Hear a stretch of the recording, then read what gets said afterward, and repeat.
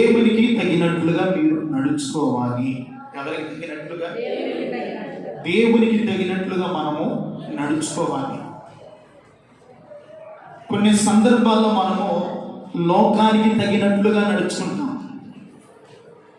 కొన్ని సందర్భాల్లో మనుషులకు తగినట్లుగా నడుచుకుంటాం, కొన్ని సందర్భాల్లో కుళ్ళ కట్టడి ఉంటుంది చూస్తావా, దానికి తగినట్లుగా కొంతమంది నడుచుకుంటూ ఉంటారు.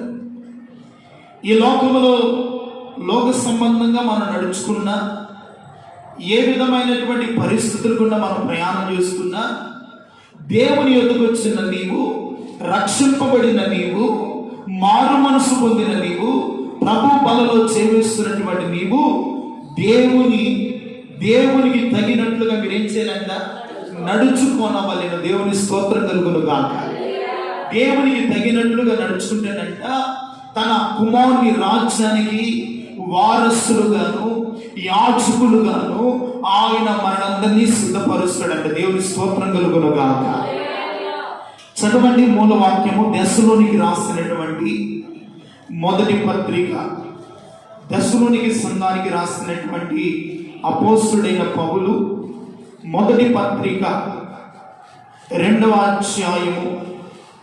అందరూ బైబిల్ తెరిచి వాక్యాన్ని చూడాలి. దెస్సలోనికి రాసినటువంటి మొదటి పత్రిక 2వ అధ్యాయము 12వ వాక్యము చదువుకున్నాం. దేవునికి తగినట్లుగా మీరు నడుచుకున్నవారని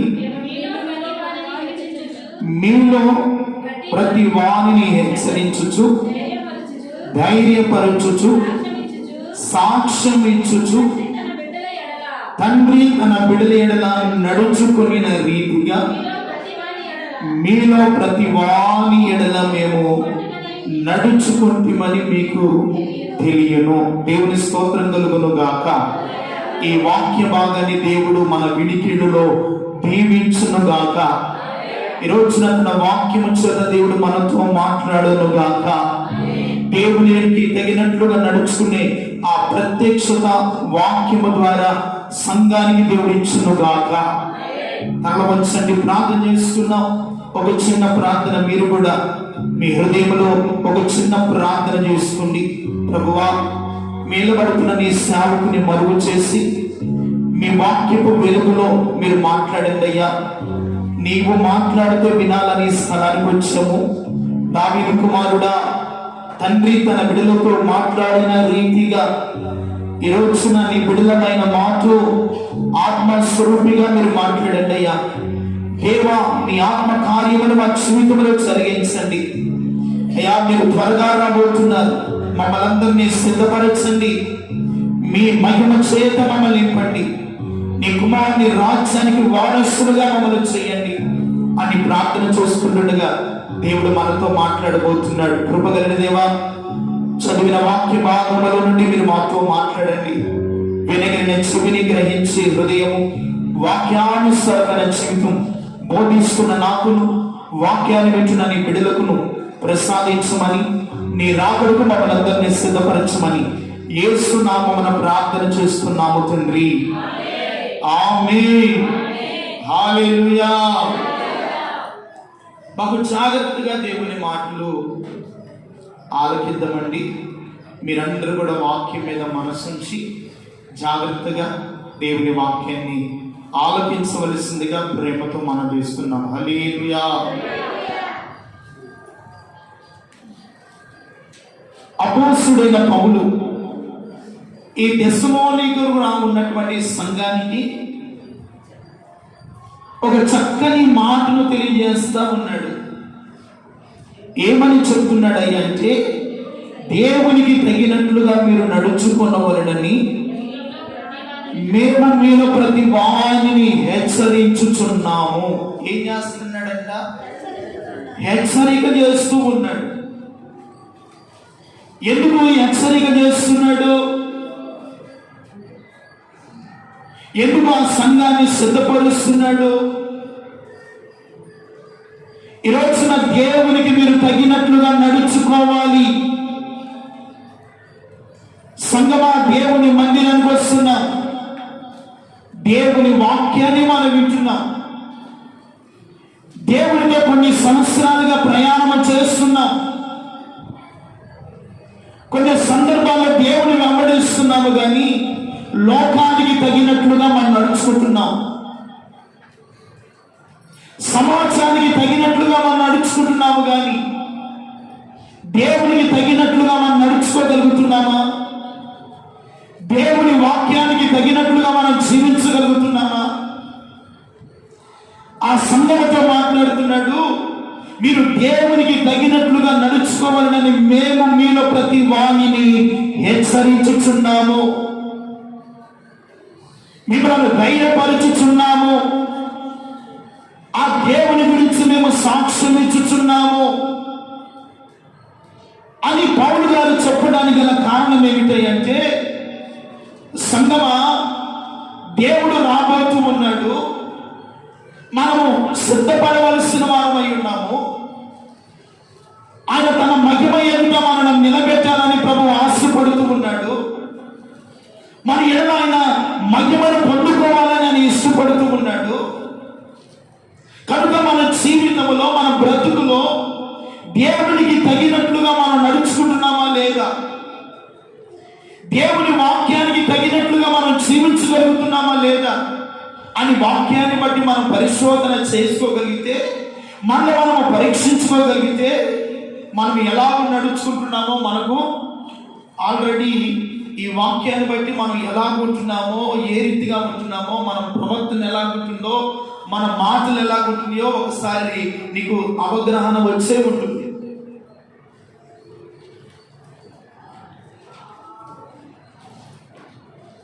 చాలా జాగ్రత్తగా మీరు వినగలిగితే, ఈరోజున మనందరితో మాట్లాడాలని ఆత్మదేవుడు ఆశపడుతూ ఉన్నాడు.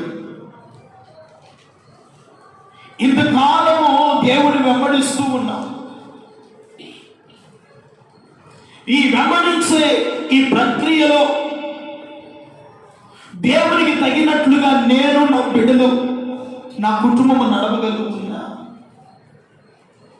ఈరోజున దేవునికి తగినట్లుగా నడవలేకపోతున్నాము కనుకనే ఆశీర్వాదాన్ని పొందలేకపోతున్నారు, సమాధాన స్థితిని అనుభవించలేకపోతున్నారు, దేవుని మేలు పొందుకోలేని స్థితిలో ఉంటున్నారు. దేవుని ఎదుకు వస్తున్నారు, కానీ మీ ఎడల ఎటువంటి ఆశీర్వాదము లేని స్థితిలోనే మీరు నడుస్తూ ఉన్నారు. ఈరోజున దేవుని వాక్యాన్ని బట్టి అయినా, ఈరోజున సంగమ మనం అందరము కూడా ఆయన వచ్చే లోపే సంగముగా మనము సిద్ధపడి దేవునికి తగినట్లుగా నడుచుకునే ఒక పరిశుద్ధ దేవుని సంగముగా మనమందరము సిద్ధపడదుముగాక. ఒక పరిశుద్ధ యాజకత్వములుగా దేవుని సన్నిధిలో మనము జీవించుదుముగాక. ఆయన రాబోతూ ఉన్నాడు, మనం సిద్ధపడాలి. ఎలాగో మనము దేవునికి తగినట్లుగా మనం ఆయనకి ఇష్టమైన రీతిలో ఈ సంవత్సరం ఆఖరిలోనికి మనం రాబోతున్నాం. ఆయన మన జీవితంలో ఆయన మేలు కార్యాలు జరిగించాలి అంటే దేవునికి తగినట్లుగా మనం ఎలా ఉండాలో ఒక మాట చదువుకున్నాం చూడండి. మొదటిగా ఐక్యత కలిగి ప్రేమతో ఒకరినొకరు సహించుకొని దేవునికి తగినట్లుగా మనము నడుచుకోవాలని ప్రభు ఇష్టపడుతున్నాడు. దేవుని స్తోత్రం కలుగును గాక. ఎఫెసీ పత్రిక 4వ అధ్యాయము, ఎఫెసీ పత్రిక 4వ అధ్యాయము 2వ వాక్యాన్ని చదువుకుంటే, శ్రద్ధ గల వారై ప్రేమతో ఒకరినొకరు సహించుకొనుచు మీరు పిలువబడిన పిలుపునకు తగినట్లుగా దీర్ఘ శాంతముతో కూడిన సంపూర్ణ వినయముతోనూ సాత్వికముతోనూ నడుచుకొనవలనని ప్రభువును బట్టి ఖైదీనైన నేను మిమ్మలను బ్రతిమలాడుకొనుచున్నాను. దేవుని స్తోత్రం చెప్పండి. హల్లెలూయా. దేవునికి తగినట్లుగా మనం నడుచుకోవాలి అంటే మనకు ఉండవలసినటువంటి మొదటి లక్షణం ఏమిటంటే శ్రద్ధ గలవారై ఒకరినొకరు సహించుకొనుచు మీరు పిలువబడిన పిలుపునకు తగినట్లుగా తగినట్లుగా నడుచుకోవాలి. దేవుని స్తోత్రం చెప్పండి. హల్లెలూయా. ఒకరినొకరు సహించుకోవనే ముందు అంటాడు ప్రేమతో అంటున్నాడు. దేంతోనండి? ప్రేమతో. ప్రేమ చాలా బలమైనదంట. ఈరోజున మనము ప్రేమించబడి ఉన్నామంటే అది దేవుని యొక్క ప్రేమను బట్టే ప్రేమించబడ్డాం. దేవుని స్తోత్రం చెప్పండి. బైబిల్ చెప్తుంది దేవుడు ప్రేమస్వరూపి అయి ఉన్నాడు.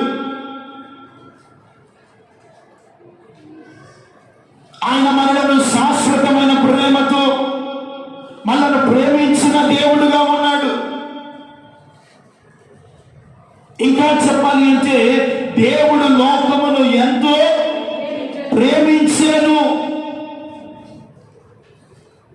దేవునికి తగినట్లుగా మనం నడుచుకోవాలి అంటే శ్రద్ధతో, ప్రేమతో ఒకరినొకరు సహించుకోవాలి. దేవునికి స్తోత్రం కలుగును గాక.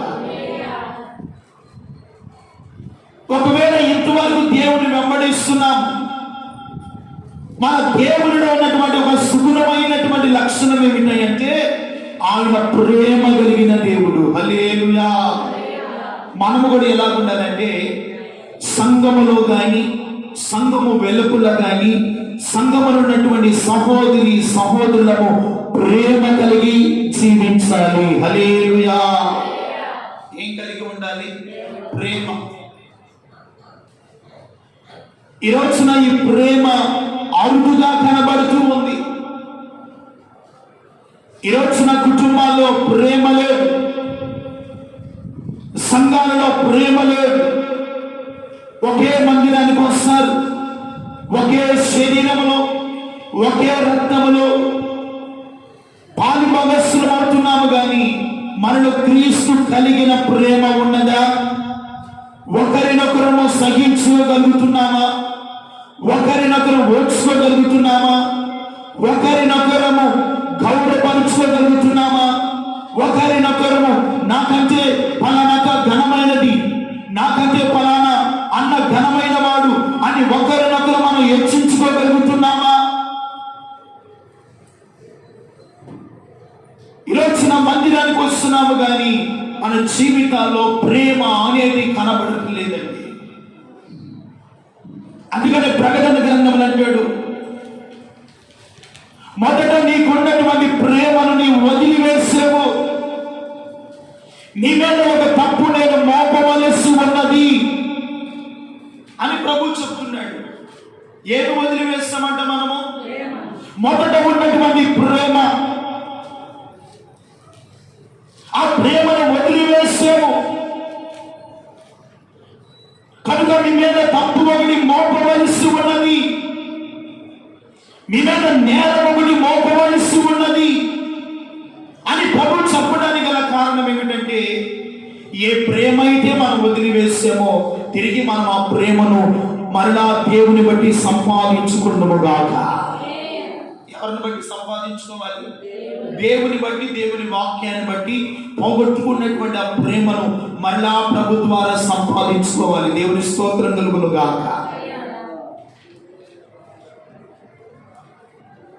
మన దేవుడు ఎంత ప్రేమాస్వరూపి అయి ఉన్నాడో అదే ప్రేమ ఆయన ఆరాధిస్తున్న బిడ్డలు కూడా అదే ప్రేమ కలిగి ఉండాలి. దేవుని స్తోత్రం కలుగును గాక. దేవునికి తగినట్లుగా మనం నడుచుకోవాలి అంటే దేవునికి ఉండవలసినటువంటి ప్రేమ మనలో ఉండాలంటారా లేదంటారా? దేవుడు ప్రేమించి సహించినట్లుగా మనం కూడా ఒకరినొకరు ఏం చేయాలి? సహించాలి. ఈరోజున సహించే మనస్సు, ఓర్చుకునే మనస్సు కుటుంబాల్లో లేకపోవటాన్ని బట్టి, సంఘములో లేకపోవటాన్ని బట్టి ఆ అక్క పాట పడితే ఈ అక్క ఓడ్చుకోలేదు, ఆ అన్న పాట పడితే ఈ అన్న ఓడ్చుకోలేడు. వీళ్ళందరూ ఎక్కడున్నారా అంటే దేవుని సంఘములోనే ఉన్నారు. ఒకే బాప్తిస్మము, ఒకే దేవుని, ఒకే ఆరాధన చేస్తున్నారు, కానీ వ్యత్యాసాలు చూడండి ఎలా ఉన్నాయో. ఒకరినొకరు ఏం చేసుకోలేకపోతున్నారు, సహించలేకపోతున్నారు, ఒకరినొకరు ఓర్చుకోలేకపోతున్నారు. దేవుని బిడ్డలారా, మన జీవితాల్లో కొండలను ప్రకటించగలిగిన విశ్వాసం ఉన్న, మన జీవితాల్లో ప్రేమ లేకపోతే మనం వ్యర్థమే. మన జీవితాల్లో ప్రేమ కలిగి నడుచుకోవాలని ప్రభు చెప్తున్నాడు. దేవుని స్తోత్రం కలుగును గాక. ఈ సంవత్సరం ఆఖరులోనికి మనం రాబోతున్నాం. ఒకవేళ నీ శత్రువులు ఎవరున్నా వెళ్ళి ప్రేమతో వారిని పలకరించి మాట్లాడు. దేవుని స్తోత్రం కలుగును గాక. కక్షలతోనూ భేదాలతోనూ కక్షలతోనూ ఏదైనా మనం సాధించగలుగుతామా? చెప్పండి. ఏదైనా సాధించగలిగే పరిస్థితులు ఏదైనా ఉన్నదా? అందుకని యేసు ప్రభువు ఒక ఉపమానం చెప్పాడు. ఒకడు సర్వలోకాన్ని సంపాదించుకొని తన ప్రాణాన్ని పోగొట్టుకొని ప్రేమ లేని వాడు వ్యర్థుడే.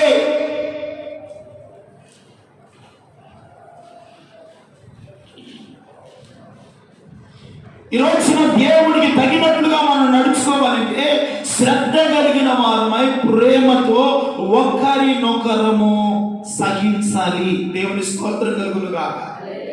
ఒకరి భారం ఒకరు మోయాలి.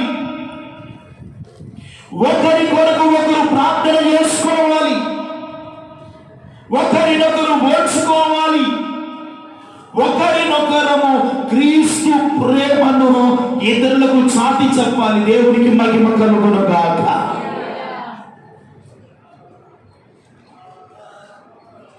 మనలో దేవుడు ప్రేమ కోరుతున్నాడండి. ఆ ప్రేమ లేకపోతే మనం చేసే ఆరాధన వ్యర్థం, మనం అర్పించే పనులు వ్యర్థము, మనం చేసేవి దేవుని కొరకు ఏదైనా అది నిష్ప్రయోజనమైనదే కదా. ప్రయోజనకరమైనది ఏమిటో మనం ఎరిగి ఆ ప్రయోజనకరమైనది మనం చేయగలిగితే దేవుడు మనల్ని బట్టి ఆనందపడతాడు. దేవుని స్తోత్రం కలుగును గాక. చదవండి, తిమోతికి రాసినటువంటి ఒక చక్కని మాట రాయబడింది. తిమోతికి రాసినటువంటి పత్రిక, తిమోతికి రాసినటువంటి మొదటి పత్రిక, తిమోతికి రాసినటువంటి మొదటి పత్రిక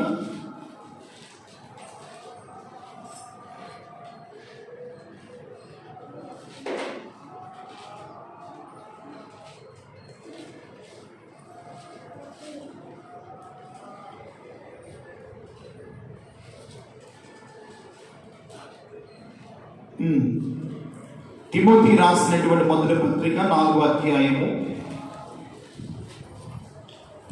అధ్యాయము 8వ వాక్యాన్ని చదువుకున్నాం. శరీర సంబంధమైన సాధనము కొంచెం మటుకే ప్రయోజనకరమగును గాని దైవభక్తి ఇప్పటి జీవము విషయములోను రాబోవు జీవము విషయములోను వాగ్దానముతో కూడినదైని అది అన్ని విషయములలో ప్రయోజనకరమైనది. దేవునికి స్తోత్రం చెప్పండి. హల్లెలూయా. ఏది ప్రయోజనకరమైనదంటే ఒకరినొకరము సహించుకొని ఒకరినొకరము ప్రేమ కలిగి ఇప్పటి జీవము విషయములోను రాబోవు జీవము విషయములోను ఒక వాగ్దానముతో కూడిన ఒక శ్రేష్టమైనటువంటి జీవాన్ని మనము పొందుకోవాలి అంటే ప్రయోజనకరమైనది ఏమిటంటే దేవుని ప్రేమను కలిగి నడుచుకోవటమే మన ఆధ్యాత్మికమైన జీవితానికి ప్రయోజనకరమైనది. దేవునికి స్తోత్రం కలుగును గాక. అది ఎటువంటిదంటే వాగ్దానముతో కూడినది. దేనితో కూడిందంట? ఒక వాగ్దానముతో కూడినటువంటి ఒక శ్రేష్టమైనటువంటి ప్రేమను మనం కలిగి ఉంటే అది ఇప్పటి జీవము విషయంలోను రాబో జీవము విషయంలో అది వాగ్దానముతో కూడినదై అది అన్ని విషయములలో. దేవునికి స్తోత్రం చెప్పండి. ఏ విషయాలనంట? అన్ని విషయములలో. ఈ రోజున అన్ని విషయాలలో మీరు దీవించబడాలి అంటే, అన్ని విషయాల్లో మీరు సౌఖ్యముగా వర్ధిల్లుతూ ఉండాలి అంటే, ప్రియుడాని ఆత్మ వర్ధిల్లుతూ సౌఖ్యముగా మీరు ఉండాలి అంటే, వాగ్దానముతో కూడిన ఒక జీవనముతో కూడినటువంటి ఒక ఆశీర్వాదకరమైనటువంటి అన్ని విషయములలో ప్రయోజనకరమైన క్రీస్తు ప్రేమకు తగినట్లుగా ఒకరినొకరు సహించి దేవుని ఎదుట నిలబడే ఒక బలమైన సంఘముగా మీరందరూ మార్చబడినగాక. అలా మార్చబడాలని ప్రభు ఇష్టపడు. అది ప్రయోజనకరమైనది. ప్రియమైన వారులారా, ఇంకెంత కాలము ఈ లోకములో ఉంటామో మనకు తెలుసండి. ఈరోజు చూసిన వాడు రేపు కనబడట్లేదు. ఎందుకు? మనం పగను, ద్వేషాన్ని, అసూయను, కలహాలు, కొండెములు, దేవునికి ఇష్టము లేని జీవితం మనం నడుస్తూ నేను దేవునికి తగినట్లుగా నడుచుకుంటున్నానని ఎలాగ మనం చెప్పగలుగుతున్నాం? ఆలోచన చేయాలి. ఆ సంఘాన్ని ఎఫెసీ సంఘం అంటాడు, మీరు శ్రద్ధ గలవారై ప్రేమతో ఒకరినొకరు మీరు సహించుకోవాలి. మిమ్మల్ని దేవుడు ఏ పిలుపుతో పిలిచాడో దీర్ఘశాంతముతో, వినయముతో కూడి సంపూర్ణమైన సాత్వికముతో ఆ దేవునికి ప్రభువులకు తగినట్లుగా మీరు నడుచుకోవాలని ప్రభువుని బట్టి ఖైదీనైన నేను మిమ్మల్ని బ్రతిమలాడుకొనుచున్నాను. ఈరోజు ఆత్మ దేవుడు సంగమా మిమ్మల్తో మాట్లాడుతున్నాడు. మనము ఒకరినొకరు సహించుకొనుచు దీర్ఘశాంతముతోను, వినయముతోను, సాత్వికముతోను దేవునికి తగినట్లుగా నడుచుకొని ఆయన ప్రేమ యందు వేరు పారిన వారమై, ఆత్మలో నింపబడిన వారమై, దేవుని చిత్తమును గ్రహించిన వారమై ఒకరినొకరు సహించే ఆ చక్కని ఆత్మ సంబంధమైన మనస్సును దేవుడు మనందరికీ దయచేయుగాక. ఆ మనస్సు కావాలి. ఆ మనస్సు లేకపోతే ప్రియమైన వారులారా, ఎదుటి వ్యక్తిని మనం ఏం చేయలేమంటే ప్రేమించలేము. ఎదుటి వ్యక్తి ఎడల మనము ఆ ప్రేమను మనం కనపరచలేము. ఈరోజున దేవునికి తగినట్లుగా మనం నడుచుకోవాలి అంటే ప్రేమతో ఒకరినొకరు ఏం చేయాలంట? సహించాలి. సాధ్యమైనంత వరకు, చాతనైనంత మటుకు సమస్త మనుషులందరితో మనము సమాధానకరంగా ఉండటానికి ప్రయాసపడదాం. దేవుని స్తోత్రం కలుగునుగాక. మనకు తండ్రి అయిన దేవుడు ఒక్కడే కదా, ఒకే బాప్తిస్ము కదా, ఒకే ప్రభు బలలో చేవేస్తున్నాం. మనలో సహనము లేకపోతే, మనలో ప్రేమ లేకపోతే చేసే ఆరాధన దేవుడు అంగీకరిస్తాడంట. ఆరాధన దేవుడు ఆనందపడగలుగుతారంటారా? ఆయన ఎంతగా సహించాడంటే తను కొడుతున్న వారిని సహించాడు, తను తిరుగుతున్న వారిని సహించాడు. నువ్వు క్రీస్తు అయితే దిగిరారా అన్నారు. ఎన్ని మాటలు పడ్డా యేసయ్య వారి మీద ఏమైనా అసూయ పడ్డా, ఏమైనా ద్వేషం కలిగి ఉన్నాడా? లేదు కదా. మరి ఆయన బిడ్డలమైనటువంటి మనము, యేసు రక్తము చేత కడగబడినటువంటి మనము ఎందుకు మనం ఎదుటి వారిని ప్రేమించలేకపోతున్నాం? ఎదుటి వారి ఎలా సహనముగుణాన్ని కనపరచలేకపోతున్నాం? ఒక మాట అన్నారే అనుకో దేవుని ప్రేమను బట్టి నువ్వేం చేయాలి? దాన్ని సహించు. నువ్వు ఎంతగా సహిస్తావో ఆ ఎదుటి వ్యక్తి నీ సహన గుణము చూసి ప్రభు యొద్దకు రావటానికి నీవే ఒక మార్గదర్శిగా దేవుడు సిద్ధపరుస్తాడు. ఇవే ఒక మార్గదర్శిగా ఉంటా.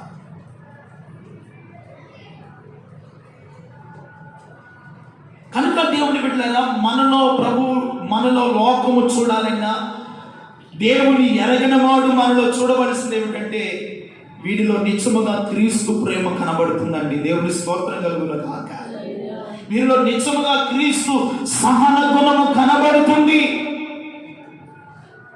వీరు నిజముగా దేవుని ఆరాధిస్తున్న పిల్లలు అని లోకం మన గురించి చెప్పాలి అంటే మనం ప్రయాసపడవలసింది ఏంటో తెలుసా? ఈ లోకంలో వెండి, బంగారం, ఆస్తి, ఐశ్వర్యము వీటిని సంపాదించుకున్న దానికంటే కూడా ప్రేమ కలిగి ఉండటకు ప్రయాసపడే కృప దేవుడు మనందరికి ఇచ్చునుగాక. ప్రేమ కలిగి ఉండడానికి ప్రయాసపడదాం. ఇదిగో ఈ సంవత్సరం కూడా ముగించబోతున్న దినాల్లోకి వచ్చాం. ఒకవేళ మీ ఇంటి పక్కన నీకు శత్రువులుగా ఉన్నారు, నీ ఇరుగు పొరుగు వారు ఒకవేళ నీ గురించి రకరకాల మాటలు చెప్పుకున్న సహించు. ఒకవేళ సాధ్యమైతే వెళ్ళి, అక్క నా మాటల ద్వారా నీ హృదయం గాయపడి ఉంటే దయచేసి నన్ను క్షమించు అని ఒక్క మాట చెప్తే ఆ ఎదుటి వారి హృదయం కూడా ప్రియమైన వల్ల కరిగిపోయి వారు కూడా పశ్చాత్తాపడతారు. దేవుని స్తోత్రం కలుగును గాక. ఆ ప్రేమను మనం సంపాదించుకోవాలండి. ఎందుకో దేవుడు గత రాత్రి మాటలు చెప్తుంటే ప్రభు అంటున్నాడు, అరే ఇంతకాలం దేవుని వెంబడిస్తూ ఉన్నారు, నా ఎద్దుకు వస్తున్నారు, నాకు తగినట్లుగా వారు నడుచుకోవాలి. ఈ సంవత్సరం ముగించిపోతున్నాను, ఎవ్వరూ వాళ్ళకి శత్రులుగా ఉండకూడదు.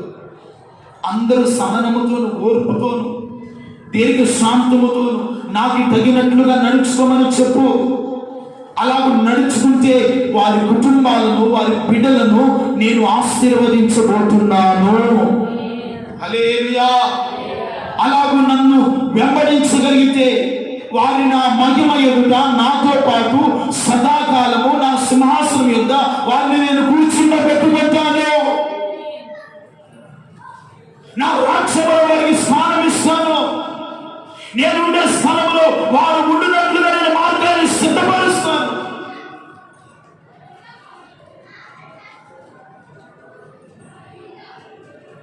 మనం ఒకరినొకరు సహించుకున్నామండి, ప్రేమ కలిగి ఉన్నామండి. లోకంలో బ్రతికే ఈ 4 దినాలు ప్రభు వలె మనం అందరం కూడా ప్రేమించుతాము గాక. హల్లెలూయా. రెండవదిగా చదవండి. పిలుపులకు రాసినటువంటి పత్రిక 1వ అధ్యాయం 28వ వచనం. ఏ విషయంలో మీరు ఎదిరించు వారిని బెదరక, ఇదిగో అందరూ ఒకే భావముతో సువార్త విశ్వాస పక్షమున మీరు పోరాడుచు ఏక మనస్సు గలవారై అమ్మా నిలిచి ఉన్నారని నేను మిమ్మల్ని గుర్చి వినులాగున, ఇదిగో క్రీస్తు వాక్యమునకు తగినట్లుగా మీరు ప్రవర్తించండి. దేవుని స్తోత్రం కలుగును గాక. అక్కడ క్రీస్తు వాక్యం అన్న దగ్గర దేవుని వాక్యమునకు, క్రీస్తు వాక్యమునకు తగినట్లుగా మీరు ప్రవర్తించండి. దేవుని స్తోత్రం కలుగును గాక. హల్లెలూయా. దేవుని వాక్యానికి తగినట్లుగా మనం నడుద్దామంటారా వద్దంటారా? చెప్పరండి. దేవుని వాక్యమునకు చెప్పినట్లుగా మనం నడవగలిగితే ఒకే భావము. దేవుని స్తోత్రం చెప్పండి. ఆ సంఘముతో అంటున్నాడు, మీరు ఒకే భావముతోను సువార్త విశ్వాస పక్షమున మనమందరము పోరాడాలంటే. దేవుని స్తోత్రం కలుగును గాక.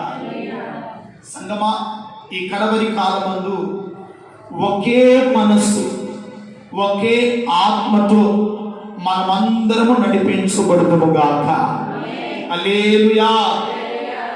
ఒకే ఆత్మ ఉన్నటువంటి ఆ స్థలములో ఆత్మ కార్యాలు దేవుడు చేస్తాడు. నాదొక మాట నీదొక మాట ఉంటే అక్కడ ఏక మనసు ఉన్నట్లా లేనట్లే కదా. అందుకని ఇదిగో ఈ సంవత్సరం ఆఖరిలో ఒకే భావముతో ఏక మనస్సుతో క్రీస్తు వాక్యానుసారంగా మీరు ప్రవర్తించగలిగితే తేజ వాసుల పరిశుద్ధుల స్వాస్థ్యమును నిశ్చయముగా మీకు అనుగ్రహిస్తున్నాము. కొట్టు చెప్పండి, దేవుడికి మహిమ కలుగునుగాక. ఏమిస్తాడంటే దేవుడు తేజ వాసుల పరిశుద్ధుల స్వాస్థ్యము. అది ఎప్పుడు మనం పొందుకుంటామని అంటే క్రీస్తు వాక్యములకు తగినట్లుగా ఏక భావముతో నడుచుకున్నట్లు. హల్లెలూయా. ఏక భావముతో నడుచుకున్నట్లు. ఏ భావం ఉండాలంట? ఏక భావం, ఏక తాత్పర్యము, ఏక హృదయము మనము కలిగి ఉన్నప్పుడు ఏక మనసున్న చోట బలమైన కార్యాలు జరుగుతాయి. దేవుని స్తోత్రం కలుగును గాక. అందుకనే 3 పేటల తాడు త్వరగా తెగిపోదు. ఎందుకంటే అది ఏక మనసుతో 3 పేటలతో పెనవేసుకొని ఉంది కనుక అది త్వరగా. అదే సింగిల్గా ఉంటే తెగిపోవడానికి అవకాశం ఉంది. అలాగే సంగమ మనమందరము ఒకే భావముతో క్రీస్తు వాక్యమునకు తగినట్లుగా నడుచుకుంటేనంట మనకి ఏమి సిద్ధపరచబడిందంటే తేజో వాసుల పరిశుద్ధుల స్వాస్థ్యములో నీవు నేను పాలిభాగస్థులం అవుతాము. దేవుని స్తోత్రం కలుగును గాక. వాడబారని కిరీటమునకై నన్ను పిలిచేను తేజోవాసులైన పరిశుద్ధులతో ఎప్పుడు చేరెదను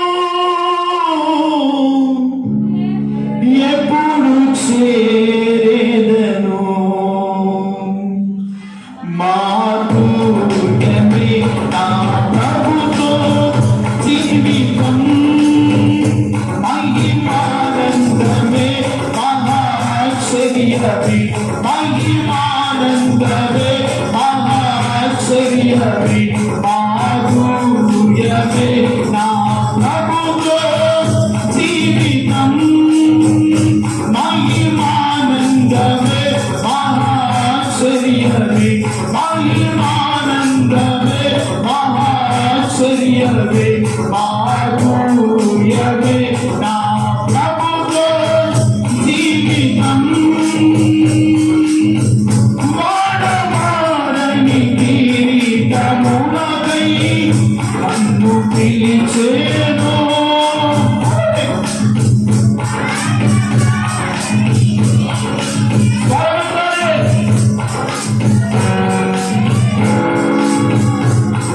తేజోవాసులైన పరిశుద్ధులతో ఎప్పుడు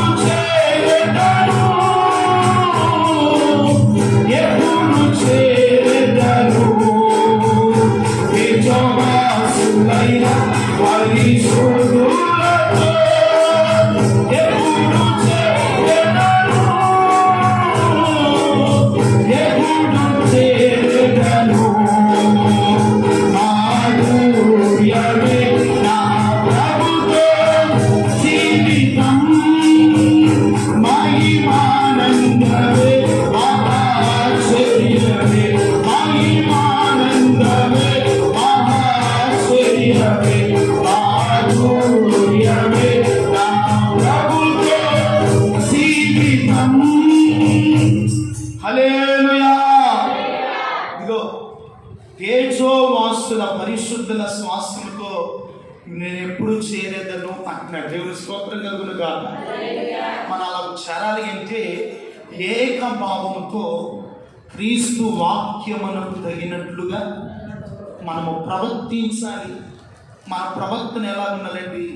దేవుని వాక్యానికి అనుగుణముగానే ప్రవర్తించాలి. కానీ దేవుని వాక్యానికి ఎక్కడ అవిధేయతకరంగా మనము ప్రవర్తించకూడదు, నడవకూడదు. అప్పుడు దేవుడు మనలను పరిశుద్ధుల స్వాస్థ్యములో పాలిభాగస్తులుగా దేవుడు మనల్ని నిలబెడతాడంట. అందుకని మనందరికీ ఏక భావముతోను ఏక మనస్సు, దేవుడి స్తోత్రం కలుగును గాక. అందుకని అక్కడ రాయబడినటువంటి మాట ఎఫెసీ పత్రిక 4వ అధ్యాయం 1వ వచనం, కాబట్టి మీరు సమాధానమును బంధము చేత ఆత్మ కలిగించు ఐక్యతను కాపాడుకోవాలి. దేవుని స్తోత్రం కలుగును గాక.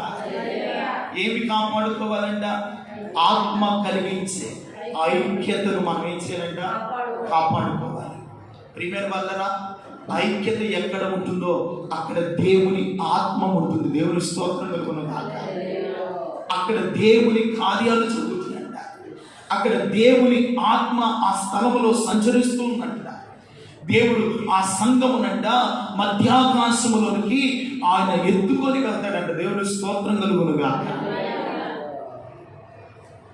కనుక క్రీస్తు వాక్యమునకు తగినట్లుగా మనము నడుచుకోవాలంట. అందుకని కొరింథీ పత్రికలు అంటాడు, 1వ అధ్యాయము 1వ పత్రిక 10వ వచనం అంటాడు, సహోదరులారా అని అంటూ చదవండి. సహోదరులారా మీరందరూ ఏకభావముతో మాట్లాడవలెననియు మీలో కక్షలు లేక ఏక మనస్సుతో ఏక తాత్పర్యముతో మీరు సన్నద్ధులై ఏం చేయాలంట? ఉండవలెననియు మన ప్రభువైన యేసుక్రీస్తు పేరట మిమ్మలను వేడుకొనుచున్నాను. హల్లెలూయా. ఆ సంఘముతో కూడా పౌలు అంటున్నాడు, కొరింథీ సంఘముతో మీరు ఏక భావముతో ఏక మనస్సుతో మాట్లాడవలెను. మనం ఏది మాట్లాడినా, మనం ఏది చేసినా దేవుని మహిమ కొరకైన మాటలు మన నోట వచ్చును గాక. ఆత్మ సంబంధమైన మాటలే మనము మాట్లాడుదుము గాక.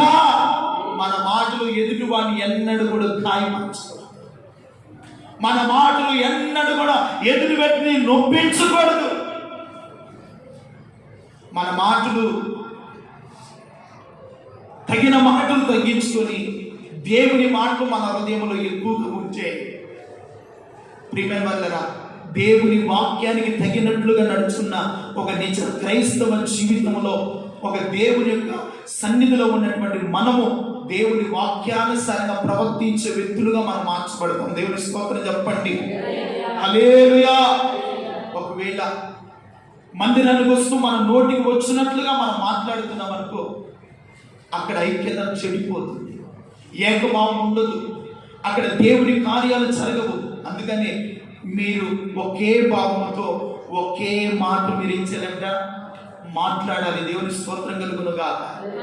ఒకే మాటతో ఒకే తాత్పర్యముతో ఇదిగో మన సంఘము నడిపించబడుతుంటే ఈ సంఘము ఈ ప్రాంతానికి ఒక ఆశీర్వాదకరంగా దేవుడు మారుస్తాడంట. దేవుని స్తోత్రం కలుగును గాక.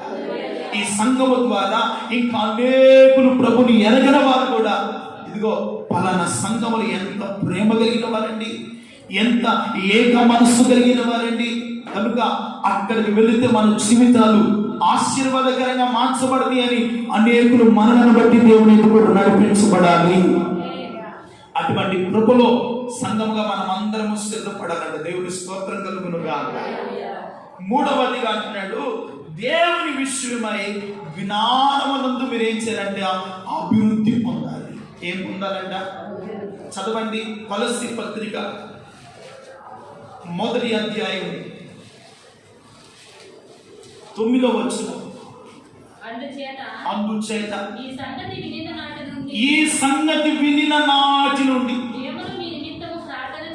మేమును మీ నిమిత్తము ప్రార్థన చేయడం మాత్రం లేదు, ఇదిగో మీరు సంపూర్ణ జ్ఞానమును ఆత్మ సంబంధమైన వివేచన గలవారును ఆయన చిత్తమును గ్రహించిన వారై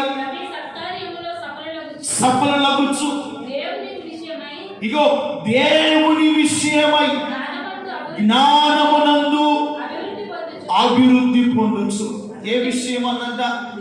దేవుని విషయమైన జ్ఞానమునందు అభివృద్ధి పొందొచ్చు. అన్ని విషయములు ప్రభువుని సంతోష పెట్టినట్లు ఆయనకు తగినట్లుగా నడుచుకుంటుగాక. ఆయనకు తగినట్లుగా. చాలా విలువైన మాటలు. ప్రతి మాట మన జీవితానికి అన్వయించుకోగలిగితే ఆత్మకార్యాలు మన జీవితంలో ప్రభు జరిగిస్తాడు. దేవుని స్తోత్రం కలుగుతుందా? ఈ మాటలు మనం ఈ చెవితో విని ఈ చెవితో విడిచిపెట్టామనుకో, ఈ మాటల్లో ఉన్నటువంటి ఓ శ్రేష్టమైన ఆశీర్వాదాన్ని పోగొట్టుకుంటాం. దేవుని జ్ఞానమునందు మీరేం పొందాలంట? అభివృద్ధి పొందాలి. దేవుని ఆత్మయందు మీరు అభివృద్ధి పొందాలి. దేవుడు మనకిచ్చిన కృపావరములలో మనం అభివృద్ధి పొందాలి. తర్వాత 12వ వచనం కూడా చదవమ్మా.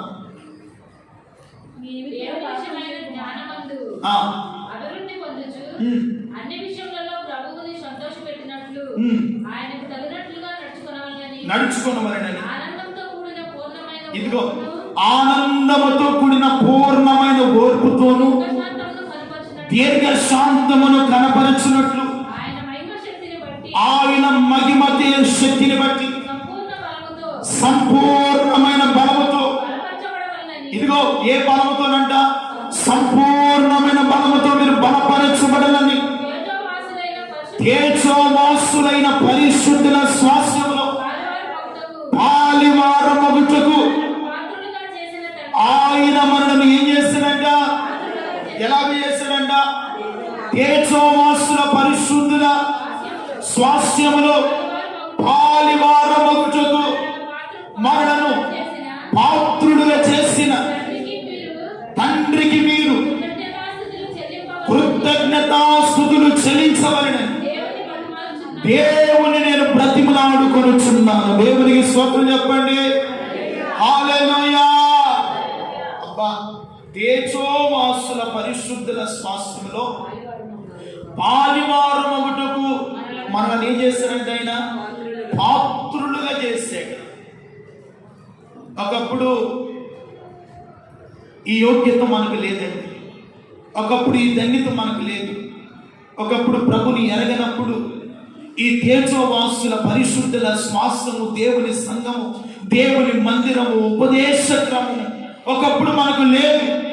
దేవుడు మనల్ని ప్రేమించి దయించి మన ఎడల ఆయన ఉన్నతమైనటువంటి తన పిలుపును సంకల్పం మన మీద ఉంచి ఆయన పిలిచి ఈ రోజున నిన్ను నన్ను ఎక్కడ కూర్చుండబెట్టాడంటే పరిశుద్ధుల గుంపులో స్వాస్థ్యములో నిలబెట్టి ఆయన వాక్యానుసారంగా నిలవమని, ఆయన వాక్యానుసారంగా నడవమని, ఆయన వాక్యానికి తగినట్లుగా మీరు జీవించమని ఈ రోజున దేవుడు మనల్ని హెచ్చరిస్తున్నాడంటే దేవుడు తెలుసా? ఎందుకో తెలుసా? తన ఎదుట మనలను కూర్చుండబెట్టాలని, ఒక రాజ్యముగా మనల్ని చేయాలని, ఒక రాజ్యానికి వారసులుగా మనల్ని నిలబెట్టుకోవాలని. దేవుడు పడిన ప్రయాసంతో కూడా అందుకే, దేవుడు కాల్చిన రక్తము అందుకే, దేవుడు గాయపరచబడిన శ్రమ అందుకే, ఆయన యొద్ద ఉన్నటువంటి పరిశుద్ధుల స్వాస్థ్యము, దేవుని సింహాసనము, దేవుని సింహాసనంలో ఉన్నటువంటి దేవుని తోటలతో కలిసి యుగ యుగాలు దేవునితో కలిసి మనము కూడా తేజోవాసుల పరిశుద్ధుల స్వాస్థ్యంలో పాలివారమగునట్లుగా, దేవుని స్తోత్రం చెప్పండి, పాలివారమగునట్లుగా తన విలువైన రక్తము, తన పరిశుద్ధమైన రక్తము, తన పావనమైన రక్తము, తన నిర్దోషమైనటువంటి రక్తమును ఆయన మనందరి కొరకు చిందించి ఆయన కల్వరి శిలువలో గాయపరచబడి నలగబెట్టబడి ఆయన శరీరం, ఆయన రక్తమును మనకు ఆహారముగాను పానముగాను ఆయన ఇచ్చాడు. అది తీసుకున్నవాడే పరిశుద్ధుల స్వాస్థ్యములో ఆయన గుంపులో నిలబడగలుగుతారు. దేవుని స్తోత్రం కలుగునుగాక. ఆ రక్షణ లేనివాడు, ఆయన బలలో చేయవేని లేనివాడు, వాక్యాన్ని పోగొట్టుకుంటాడు. కాబట్టి దేవుని బిడ్డలారా, దేవుని వాక్యానికి తగినట్లుగా మనం నడుచుకోవాలని ప్రభు ఇష్టపడుతున్నాడు. చెప్పండి, మొదటిగా ఏమిటంట? దేవుని వాక్యానికి తగినట్లుగా మనం నడుచుకోవడానికి ఏమిటంట? ఒకరి ప్రేమతోను ఒకరినొకరు సహించాలి. అయ్యా, నాలో ప్రేమ ఉండాలి, ఒకరినొకరు సహించాలి, ఒకరి మీద ఒకరు గుండెములు చెప్పేవారుగా, కక్షలు కలిగి ఉన్నగా ఉండకూడదని వాక్యం చెబుతుందయ్యా. ఈ రోజు నుండి మేమందరము ప్రేమ కలిగి ఉండటానికి ఆ కృప మాకు దయచేయండి ప్రభువా అని మీరు ప్రార్థన చేయగలిగితే దేవుని ప్రేమ మీ ఎడల పరిపూర్ణమగునుగాక. హల్లెలూయా. రెండవదిగా, క్రీస్తు వాక్యమునకు తగినట్లుగా ఏక భావము మనకు కావాలి. దేవుని స్తోత్రం కలుగునుగాక. ఏ భావము కావాలి? ఏక భావం, ఏక మనస్సు ఉండాలి. మాట్లాడే మాట కూడా ఏక మాట ఉండాలి. అప్పుడు దేవుడు మన ఎడల తన ఉన్నతమైన సంకల్పం, ఆయన ఉన్నతమైన ప్రణాళిక ప్రభు సంపూర్ణంగా నెరవేరుస్తాడు. దేవుని స్తోత్రం కలుగును కాక. మూడవదిగా, దేవుని విషయమైన జ్ఞానమునందు మీరు అభివృద్ధి పొందొచ్చు. అక్కడ రాయబడిన మాటలు ఏమిటంటే, దేవుని జ్ఞానమునందు మీరేమో ఉండాలంట? అభివృద్ధి. మీ ఆధ్యాత్మికమైన జీవితంలో అభివృద్ధి పొందాలి. అన్ని విషయాల్లో మనము ప్రభుని సంతోషపెట్టే వారంగా ఉండాలి. ఆయనకు తగినట్లుగా మనము నడుచుకోవాలి. అన్ని విషయాలు ఎవరిని సంతోషపెట్టాలి? మన దేవుని సంతోషపెట్టాలి. మనం మాట్లాడే మాట ద్వారా, మనం జీవించే ఈ జీవితం ద్వారా, మనము ప్రవర్తించే ప్రవర్తన ద్వారా, ఇదిగో ప్రభువా నిన్ను సంతోషపెట్టి, నిన్ను ఆనందపెట్టి, నీ రాజ్యానికి నన్ను చేర్చుకో ప్రభువా అని మీరు ప్రార్థన చేసుకోగలిగితే, దేవునికి మిమ్మల్ని మేము అప్పగించుకోగలిగితే, ప్రియమైన వాళ్ళరా, మనల్ని బట్టి, మన సమర్పణ బట్టి, మన తీర్మానాన్ని బట్టి దేవుడు తప్పకుండా తేజోవాసుల పరిశుద్ధుల స్వాస్థ్యంలో, ఇదిగో ఈ రోజున ఆయన మందిరంలో కూర్చున్న మనందరిని కూడా ఆయన పాలి భాగస్తులుగా ఆయన సన్నిధిలో కూర్చుండబెట్టును గాక. సన్నిధిలో కూర్చునబెట్టు. ఏ ఒక్కరిని దేవుడు విడిచిపెట్టాడు. ఆయన మాట విన్న వారిని ఆయన ఎన్నడూ విడనాడు. కనుక ఆయన మాటకు లోపడదాం, ఆయన వాక్యాన్ని విధేయమవుదాం. యేసయ్య తండ్రికి ఎంతో